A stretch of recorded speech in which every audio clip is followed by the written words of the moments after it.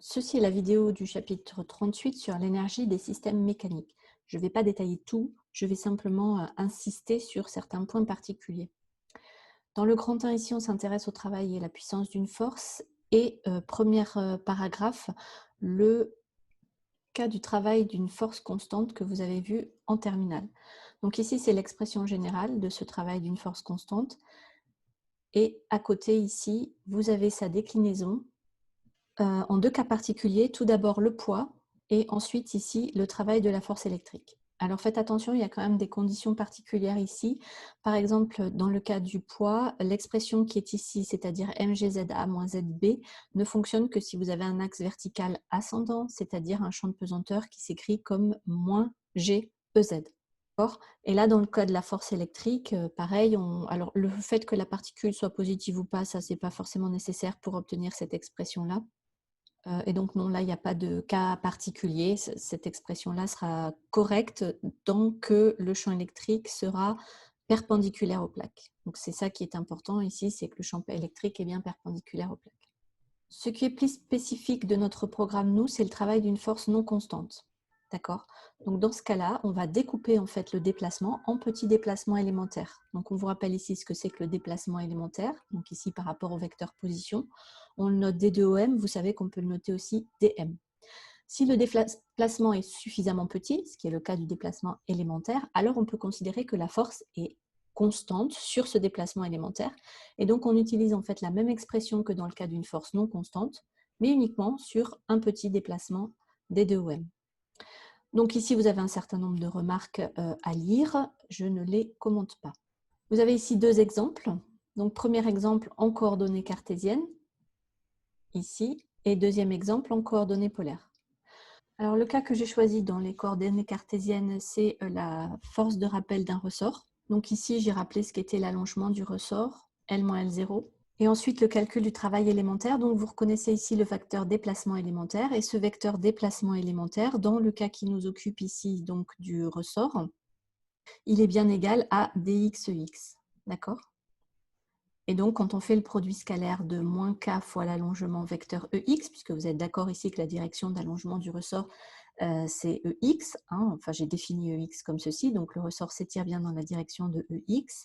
À ce moment-là, le produit scalaire, vous avez ex scalaire ex qui se simplifie et il reste simplement moins k L-L0 dx. Dans le cas du dessous, donc vous avez une planète ici, bleu au centre, et puis vous avez un petit satellite gris en orbite circulaire. On vous dit, hein, ici j'ai choisi le cas d'une orbite circulaire de rayon grand R. En fait, je n'ai pas forcément besoin d'ailleurs de choisir une orbite circulaire à ce niveau-là. Donc la force gravitationnelle exercée par la planète sur le satellite. Et puis pareil, je prends un vecteur déplacement élémentaire. Et alors ici, mon vecteur déplacement élémentaire, comme je me suis placée en coordonnées polaires, vous êtes d'accord que c'est dr plus r dθ eθ. Et c'est donc à ce niveau-là que j'ai utilisé le produit scalaire. Quand vous allez faire ER scalaire ER, eh bien, le produit ER scalaire ER, ça fait 1. Il vous reste donc moins G m fois petit m sur r carré dr.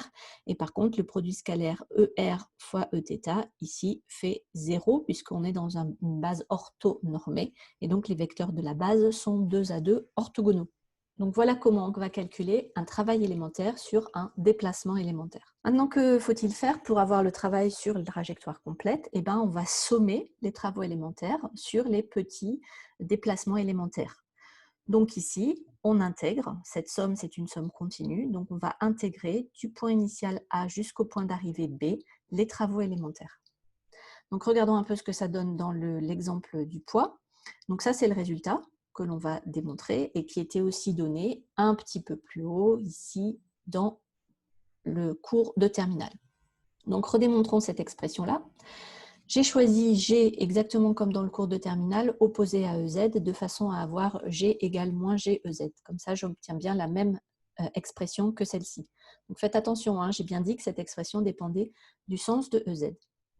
Donc, W de P égale P scalaire dl, ça c'est la définition même du travail élémentaire. Donc pour avoir le travail global sur la trajectoire de A à B, donc vous avez ici le point initial A, ici vous avez le point d'arrivée B, on va faire la somme sur les déplacements élémentaires.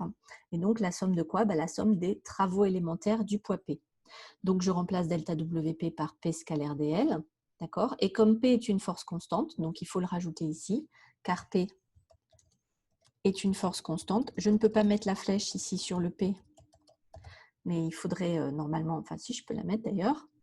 Donc ici, clac, voilà, le vecteur P est un vecteur constant. Vous obtenez finalement l'intégrale de A à B de dl. Et donc ça, il faut le voir non plus comme une intégrale, mais comme une somme continue. Donc, si vous faites la somme continue des vecteurs, vous faites la somme vectorielle des petits déplacements élémentaires, ça va vous donner le grand vecteur AB. D'accord? Vous avez qu'à représenter, si vous le voulez, les petits vecteurs. Donc là, puis il y en aura un comme ça, puis il y en aura un comme ça, puis il y en aura un comme ça, etc., etc. Et si vous mettez tous ces petits vecteurs bout à bout, vous en faites la somme vectorielle, vous allez bien avoir le vecteur AB. Donc, il faut maintenant faire le produit P scalaire AB, qui est ici. Et ce produit P scalaire AB, donc vous avez moins mg ez, scalaire, alors il faut peut-être que je l'écrive aussi ici, vous allez donc avoir un moins mg vecteur ez, donc je vais mettre une petite flèche sur mon vecteur ez, scalaire, donc là je vais mettre les coordonnées du vecteur AB, donc les coordonnées du vecteur AB, ça va être zb moins za, et puis là aussi je vais avoir vecteur ez, avec bien sûr la petite flèche pour bien marquer que c'est un vecteur.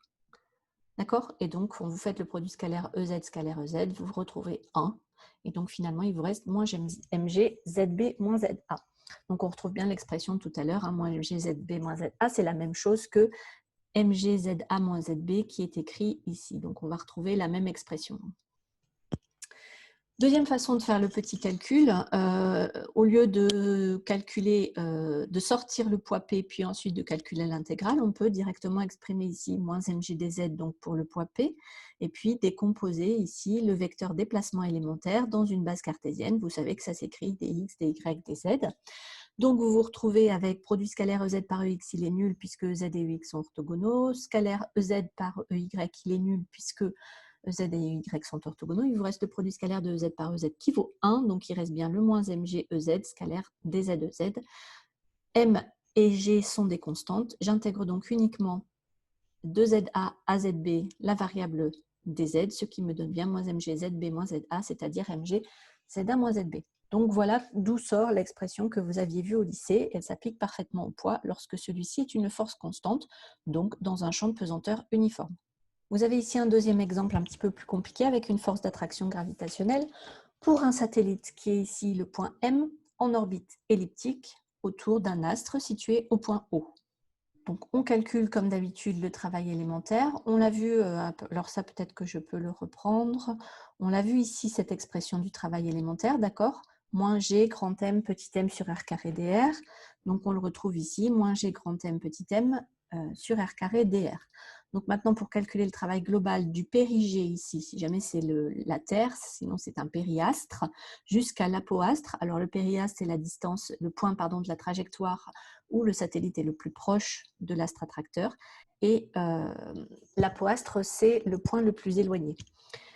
Donc, on va faire pareil, l'intégrale, vous l'avez ici, des travaux élémentaires, et donc je remplace le travail élémentaire par l'expression que j'ai juste au-dessus, donc moins g grand M petit m sur R carré dr. Du coup, vous voyez que je ne suis plus simplement en train de regarder le point P, mais j'intègre pour la valeur de la variable au point P et la valeur de la variable au point A.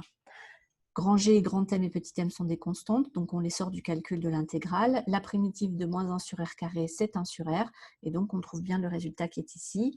Ensuite, j'ai utilisé l'expression qui est là pour calculer les valeurs de RA et de RP. D'accord? Donc comme vous le voyez, lorsque vous êtes en P ici, vous avez un angle θ qui vaut 0, donc cosinus θ vaut 1. Et par contre, lorsque vous êtes à l'apogée ou à l'apoastre, ici, vous allez avoir un θ qui vaut pi, donc un cosinus θ qui vaut moins 1. D'accord?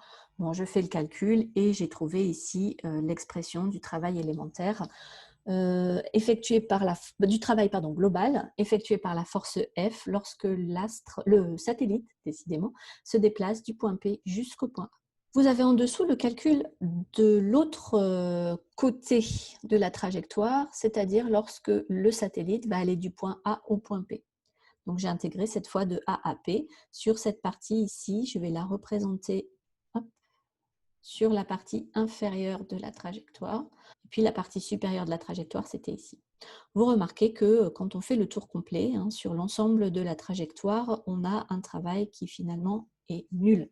Ça, c'est ce qu'on avait vu quand on avait fait de la thermodynamique. C'était pareil, sur une transformation cyclique. Quand on revient au point de départ, on avait un travail qui était nul. Puissance d'une force, théorème de l'énergie cinétique, définition de l'énergie cinétique. Je vous laisse lire ça. Ici, vous avez la démonstration du théorème de l'énergie cinétique à partir de la seconde loi de Newton. Alors, deux choses. Premièrement, c'est une démonstration que vous devez connaître. On peut vous demander, c'est un exigible, de connaître la démonstration du théorème de l'énergie cinétique. Deuxième chose, pourquoi c'est intéressant? Parce qu'elle découle de la seconde loi de Newton. C'est-à-dire qu'en fait, il faut bien voir que le théorème de l'énergie cinétique est un outil qu'on utilise pour résoudre des problèmes en mécanique, mais que ce n'est pas le principe fondamental.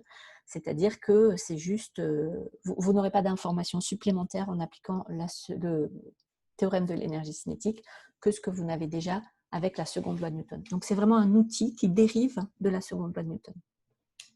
Alors ici, vous avez une petite application en dessous. Donc vous accrochez une bille de masse m au bout d'un fil de masse négligeable et de longueur L égale 1 mètre. Vous lâchez la bille avec une vitesse nulle dans une position initiale qui fait un angle initial de 15 degrés avec la verticale et on vous demande quelle est la vitesse lors du passage de la bille par la position verticale. Alors j'ai décidé d'appliquer le théorème de l'énergie cinétique entre la position A qui correspond à la position initiale. Vous voyez, j'ai appelé θA égale θ0 et un deuxième point qui correspond au point B qui sera le passage par la verticale avec donc un angle θB qui est égal à 0. Alors ici, on a écrit le théorème de l'énergie cinétique en ayant fait au préalable le bilan des forces. Ça n'était pas dit dans l'énoncé là, mais on le connaît. On a le poids qui s'exerce sur la petite bille et la tension du fil. Ici, j'ai utilisé donc un axe vertical ascendant et j'ai donc écrit le travail du poids comme étant mg ZA-ZB. Si on remonte un tout petit peu, on a bien pour un axe vertical ascendant le poids qui s'écrit mg ZA-ZB.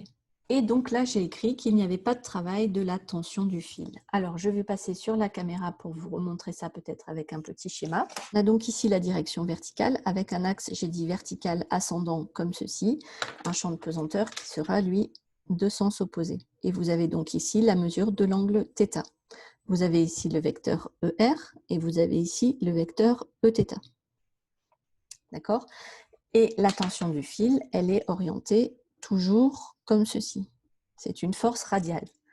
Quand vous allez calculer le travail élémentaire de la tension T, vous allez écrire T scalaire le déplacement élémentaire dl.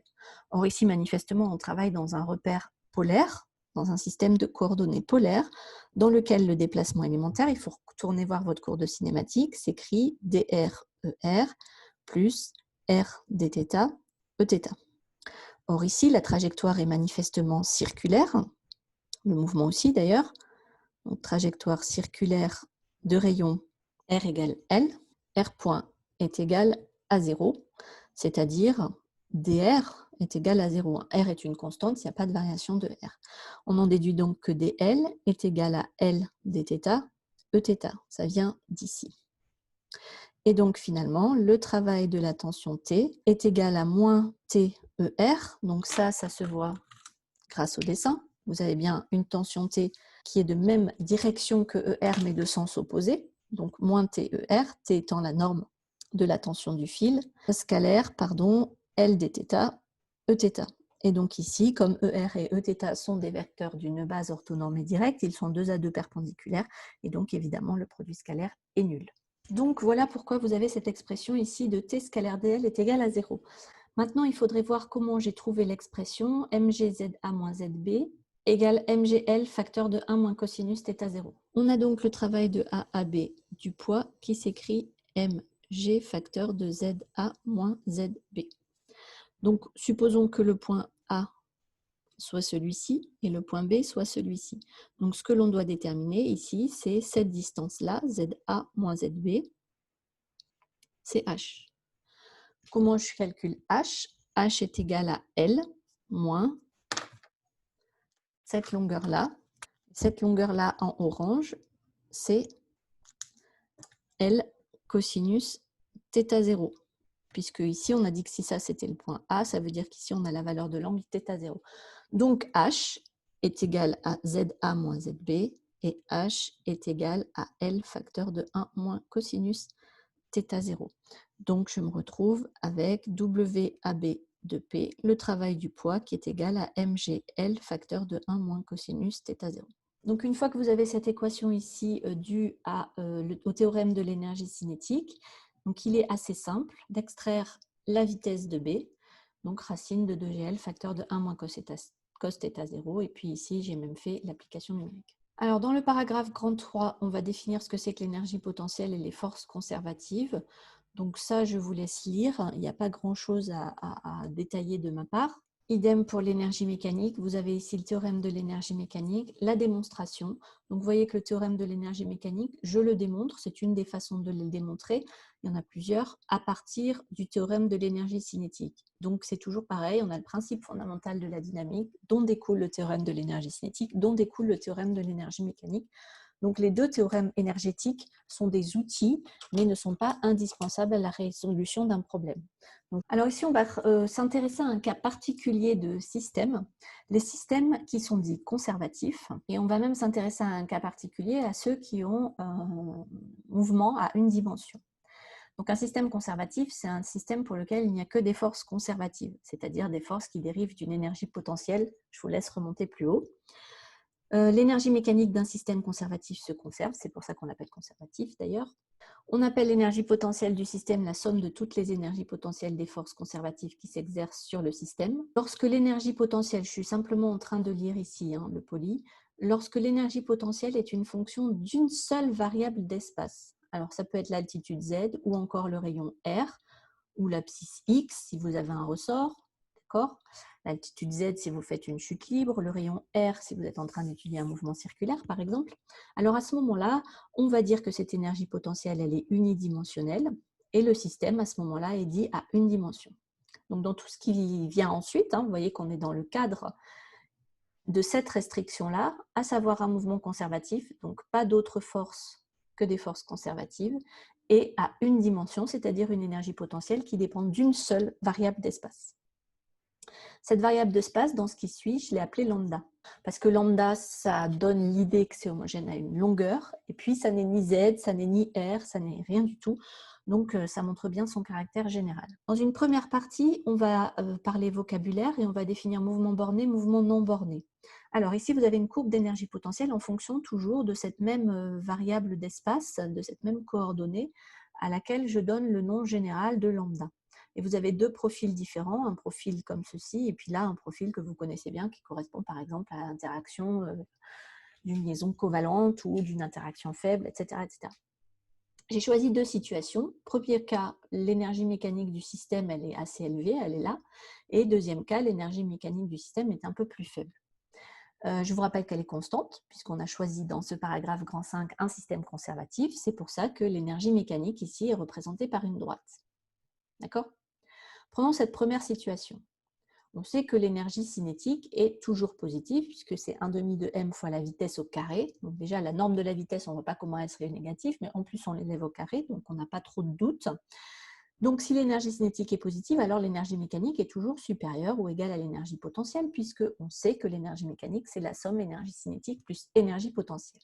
Donc, vous avez ici un certain nombre de situations qui sont interdites. Par exemple, tout ça, c'est interdit, puisque vous ne pouvez pas avoir l'énergie potentielle supérieure à l'énergie mécanique. Et tout ça aussi, c'est interdit.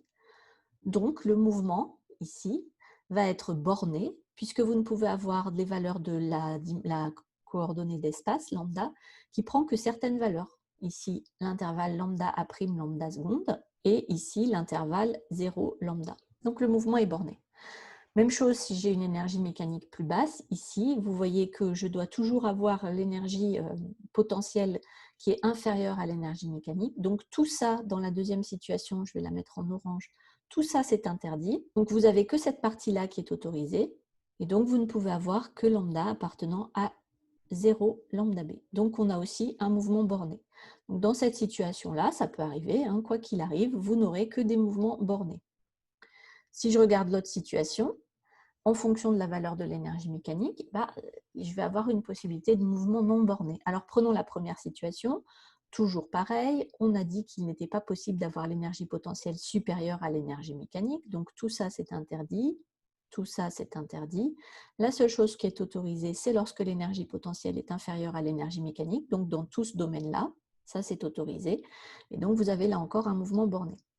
Si on prend l'énergie mécanique en haut, donc je vais tout effacer. Si on prend l'autre situation, là, la seule partie qui est interdite, c'est celle-ci. Toute la suite, on a bien l'énergie potentielle qui sera inférieure à l'énergie mécanique. Donc, les valeurs qui sont possibles pour le système, cette fois, c'est lambda b plus l'infini. Donc, on voit bien qu'on a 1 plus l'infini. Et donc, on a un mouvement, cette fois, qui est non borné. Donc ça, c'est important, hein, que vous arriviez à voir si le mouvement est borné ou non borné, c'est-à-dire si toutes les valeurs de la coordonnée sont accessibles au système ou pas. Dans le paragraphe petit 3, 5.3, ici en dessous, ce sont des rappels mathématiques dont on a déjà parlé ensemble, d'accord, où on étudie les conditions pour qu'une fonction admette un minimum, ou alors pour qu'elle admette un maximum au niveau du point xm. Donc le point xm, l'abscisse xm, tout le monde l'a identifié, j'imagine, c'est bien sûr cette abscisse-là, xm, d'accord, et ici, c'est cette abscisse-là. La position, donc, du minimum dans ce cas-là et du maximum dans ce cas-là. Donc à chaque fois, vous voyez que vous allez avoir une tangente horizontale et donc vous avez la dérivée première qui s'annule, que ce soit un maximum ou un minimum.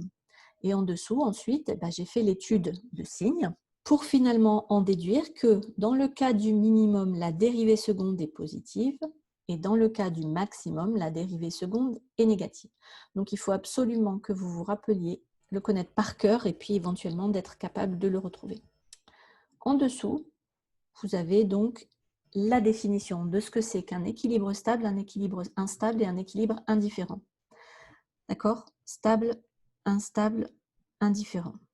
Un équilibre est stable si, lorsque vous décalez un tout petit peu le système de cette position d'équilibre, les forces qui s'exercent sur le système vont tendre à le ramener à sa position d'équilibre. Vous imaginez le pendule que nous avons vu un peu plus haut. Si vous décalez un tout petit peu le pendule de la verticale, à peine, vous le lâchez, vous savez bien que la force d'attraction gravitationnelle, ici plutôt le poids, va ramener le pendule vers la verticale. Donc c'est un équilibre stable. D'accord? Une position d'équilibre instable, c'est une position où le système est en équilibre, donc immobile, mais si vous le déplacez un tout petit peu par rapport à cette position d'équilibre, alors il va s'en éloigner encore plus. Pour vous décrire ce que c'est que l'équilibre instable, je vais prendre un autre exemple.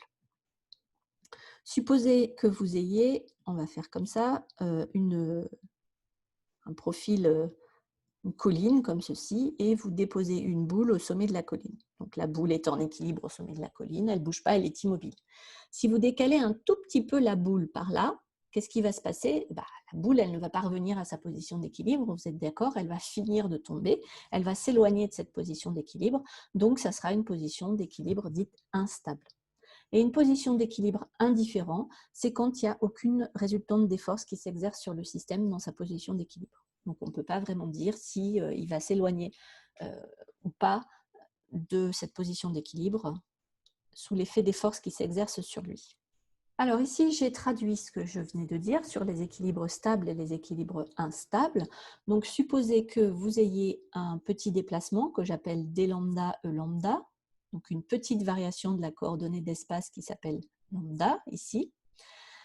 Je suppose dans un premier temps que je m'éloigne, disons, plutôt à droite, c'est-à-dire avec lambda supérieur à lambda ec. Donc j'ai dans la tête un axe orienté de la gauche et vers la droite, c'est un peu toujours ce qu'on a dans la tête. Donc si vous voulez revenir vers la position d'équilibre, il faut que la force soit opposée à la direction dans laquelle lambda varie. D'accord? Donc là, j'ai mis un signe moins pour ramener le système vers sa position d'équilibre. Donc ensuite, j'ai calculé le produit scalaire f scalaire dl. Ça va nous faire, comme on a le moins ici, moins nombre de f fois des lambda. Or, on sait par définition, voire un peu plus haut, que l'énergie potentielle, c'est définie par rapport au travail élémentaire de la force F, comme ceci. N'oubliez pas qu'on est toujours dans ce cadre-là soumis à un système conservatif, c'est-à-dire il n'y a que des forces conservatives, c'est-à-dire que forcément F dérive d'une énergie potentielle, d'accord ? Et donc, finalement, j'en déduis que pour pouvoir ramener le système à sa position d'équilibre lorsque je me décale plutôt vers la droite, il me faut une dérivée première qui est croissante au voisinage de la position d'équilibre, un tout petit peu à droite. Maintenant, je fais la même chose à gauche, c'est-à-dire que cette fois, je vais me décaler de l'autre côté. Donc, je vais avoir lambda inférieur à lambda ec. Et à ce moment-là, cette fois, je vais faire le contraire, je vais me décaler un tout petit peu à gauche. Donc, je vais avoir lambda inférieur à lambda ec. Le gauche, c'est bien sûr vu dans le sens d'orientation de E lambda. Donc, vous êtes un tout petit peu à gauche, vous voulez que le système revienne vers sa position d'équilibre, donc il faut bien que la force l'entraîne un peu vers la droite. D'accord? Donc, dans le sens de E lambda. À ce moment-là, vous faites le produit scalaire. Pareil, n'oubliez pas que comme vous avez affaire à des forces conservatives, ce produit scalaire, qui n'est autre que le travail élémentaire de la force F, est égal à l'opposé de la variation élémentaire d'énergie potentielle. Et donc, on en déduit que si jamais je me déplace un tout petit peu vers la gauche, je dois avoir une dérivée première qui est négative. Et donc, avec les rappels mathématiques qui sont là-bas au-dessus, et bien finalement, on se retrouve avec une dérivée seconde qui doit être strictement positive, c'est-à-dire qu'on doit avoir un minimum autour de cette position d'équilibre. Donc, ce que l'on vient d'écrire ici, c'est une position est une position d'équilibre si on a au niveau de la position d'équilibre une dérivée première qui est nulle. Ici, elles ne sont pas nulles parce que je suis ici un petit peu à droite et ici un petit peu à gauche. Donc, au niveau même de la position d'équilibre, je dois avoir une dérivée première qui est nulle. Si vous voulez l'écrire, ça revient à dire que la somme des forces à cet endroit-là est nulle. Et la position d'équilibre sera stable si on a affaire à un minimum de cette énergie potentielle, donc une dérivée seconde positive. Ça, c'est l'équilibre stable. Et si vous avez le contraire, c'est-à-dire si vous avez une dérivée seconde qui est négative, alors vous aurez un équilibre instable. Donc vous avez un petit schéma ici qui vous représente la situation. Ce que vous pouvez rajouter ici, c'est lambda, puisqu'on est en train de regarder comment évolue l'énergie potentielle, ici en fonction de lambda. Donc là, l'image a été un tout petit peu coupée. Vous avez ici un axe orienté en lambda. Donc ici, j'ai bien un minimum de l'énergie potentielle. C'est une position d'équilibre stable. Et ici, j'ai un maximum d'énergie potentielle. C'est un équilibre instable. Ici, j'ai ni l'un ni l'autre, ni maximum ni minimum. J'ai un point d'inflexion. C'est une position d'équilibre indifférent. Alors ici, vous avez l'application de tout ce qu'on vient d'écrire au cas du pendule simple. Donc, on a la force, le poids plus mgEz parce que, faites attention ici, EZ est orienté vers le bas.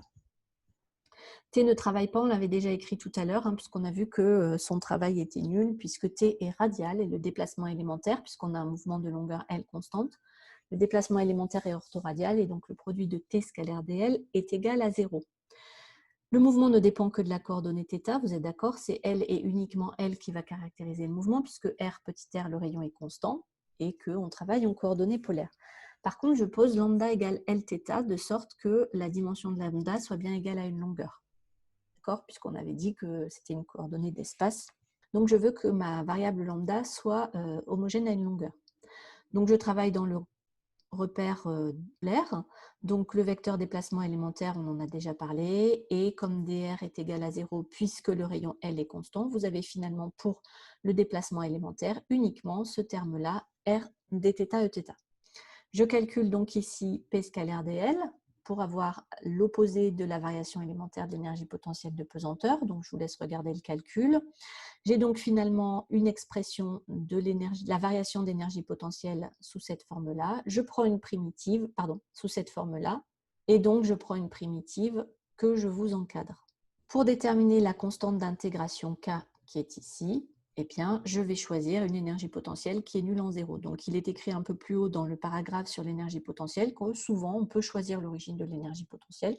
Donc, de façon à avoir des énergies potentielles toutes positives, je la choisis nulle à sa valeur la plus basse. Je sais que ce sera le plus bas en altitude, donc au niveau de ici, θ égale à 0. Je trouve donc la valeur de K que je réutilise ensuite dans mon expression pour avoir finalement l'expression de l'énergie potentielle en fonction de θ. Pas de Lθ, mais de θ. Je vais dériver donc une première fois par rapport à Lθ pour essayer de savoir où sont les positions d'équilibre, puisqu'on a écrit au-dessus que les positions d'équilibre, c'est lorsque la dérivée première s'annule. Donc, vous dérivez cette expression-là, par rapport à θ d'abord, vous trouvez mgL sinus θ, et comme on divise par petit l ici, qui est une constante, on se retrouve avec finalement la dérivée première de l'énergie potentielle, qui est en mg sinus θ. Quand est-ce que cette expression s'annule? Cette expression s'annule pour sinus θ égale 0, donc deux possibilités. Comme on a θ qui doit appartenir à moins pi, on a θ égale 0 et θ égale pi. Donc, deux positions d'équilibre pour le pendule. θ égale 0, c'est la position d'équilibre verticale, c'est-à-dire verticale usuelle, hein, comme ceci. Là, vous avez une première position d'équilibre. Et puis, il y en a une autre pour θ égale pi, c'est-à-dire vers le haut, là-haut. Maintenant, pour savoir laquelle est une position d'équilibre stable et laquelle est une position d'équilibre instable, je vais prendre la dérivée seconde. Donc ici, je redérive une deuxième fois. Donc, vous pouvez dériver d'abord par rapport à θ et puis ensuite diviser par L au carré. Et vous vous retrouvez donc avec mg sur L cosinus θ. D'accord? Donc, je vais peut-être le faire ça sur la caméra parce que vous allez sinon être embêté avec la dérivée par rapport à Lθ. Vous avez cette expression pour l'énergie potentielle en fonction de θ. Vous dérivez cette énergie potentielle par rapport à θ dans un premier temps. D'accord? Donc, il y a un mgl fois 1 dont la dérivée sera nulle. Et puis, vous avez un moins mgl cosinus θ qui va se dériver en mgl sinus θ. Je dérive une deuxième fois, d2p sur dθ carré. Et donc, la dérivée de cette θ, c'est cosinus θ, bon, plus mgl cosinus θ. Il n'est pas question de mettre des θ points ou je ne sais quoi, parce que je ne dérive pas par rapport au temps ici, hein, je dérive par rapport à θ. Donc, ceci n'est pas une fonction du temps ici, ceci est considéré comme la variable. Maintenant, si vous voulez aller avoir d2ep sur d de Lθ au carré, comme L est une constante, ça revient à écrire 1 sur L carré, d de EP, c'est l'énergie potentielle de pesanteur, dθ au carré, et donc vous divisez ça par L carré, et vous obtenez bien mg sur L cosinus θ. Donc ça, c'est votre dérivée seconde par rapport à Lθ au carré, donc par rapport à votre variable d'espace associée au déplacement du pendule. Maintenant, ce que je vais faire, c'est regarder quand est-ce que cette dérivée seconde est positive. Donc, je vois que quand j'ai θ égale 0, pour la première des positions d'équilibre, la dérivée seconde est positive. J'ai donc un minimum d'énergie et donc une position d'équilibre stable. Maintenant, de l'autre côté, en θ égale pi, c'est-à-dire pour l'autre position d'équilibre, vous avez le sinus θ qui vaut, le cosinus θ pardon, qui vaut à ce moment-là moins 1, cosinus θ qui vaut moins 1. Donc, vous avez une dérivée seconde qui est négative, vous avez un maximum d'énergie potentielle et vous avez donc une position d'équilibre instable. Dernière partie donc, de ce cours. Donc là, il y a un petit rappel sur le développement limité, comme vous l'avez vu en mathématiques. Et donc ici, ce qu'on fait, c'est qu'on applique, je vous laisse lire en détail, hein, mais on applique le développement limité à l'énergie potentielle, au voisinage de sa position d'équilibre. D'accord? Donc, on fait un développement limité de l'énergie potentielle, pardon, ça s'arrête avant, ça s'arrête ici, au voisinage de sa position d'équilibre. D'accord? Comme on a une position d'équilibre, la dérivée première est nulle, d'où le 0 qui est ici. Et donc ensuite, il nous reste uniquement un terme avec cette dérivée seconde dont on sait qu'elle est positive si c'est une position d'équilibre stable. C'est écrit ici. D'accord? Et donc, j'ai posé K, une petite constante, qui est égale à cette dérivée seconde. Et donc, on se rend compte qu'on a une énergie potentielle ici qui ressemble beaucoup à l'énergie potentielle d'un oscillateur harmonique. D'accord? Si je reviens un tout petit peu en arrière, alors ce qu'on appelle l'oscillateur harmonique, c'est l'oscillateur sinusoïdal. Harmonique et sinusoïdal, vous l'avez peut-être déjà vu quand vous avez fait des ondes acoustiques. C'est synonyme en physique, hein, harmonique ou sinusoïdal. Et donc, où est-ce qu'il est mon ressort? Ici, vous avez la forme de l'énergie potentielle d'un ressort. Et donc, on sait, puisqu'on l'a déjà vu ensemble en exercice, c'est l'exercice 4 du TD de dynamique, ou 3, c'est le 3, pardon, vous avez un système qui oscille avec une amplitude constante et une période qui est égale à 2π racine, on va le regarder là, c'est exactement la même chose, 2π racine de m sur k. Donc, je vous invite à aller voir ce qu'on a fait sur les ressorts. Et vous avez donc, il y en avait un aussi dans le cours de dynamique, chapitre 36. Et vous avez donc des oscillations de période t égale 2π racine de m sur k. Sauf que ici, k, attention, hein, on n'est plus dans le cas d'un ressort. Ici, k, c'est la dérivée seconde de l'énergie potentielle. Donc, on peut appliquer ça à n'importe quel système, que ce soit des ressorts ou pas des ressorts, hein, j'espère que vous avez compris qu'on généralisait, au voisinage d'une position d'équilibre. Donc, je l'ai appliqué à notre petit pendule. Le petit pendule qu'on a écrit, donc pour le pendule, au voisinage de la position d'équilibre stable, c'est ici. D'accord? Je vais le mettre en évidence. Vous avez ici la position d'équilibre stable pour votre pendule, avec l'expression de la dérivée seconde qui est égale à mg sur L. Donc, d'après ce qui est écrit en dessous, vous allez avoir des oscillations de période de pi racine de m sur k, avec k qui est égal à mg sur L. Je viens de le dire. Et donc, si vous faites le calcul, vous retrouvez 2pi racine de L sur G.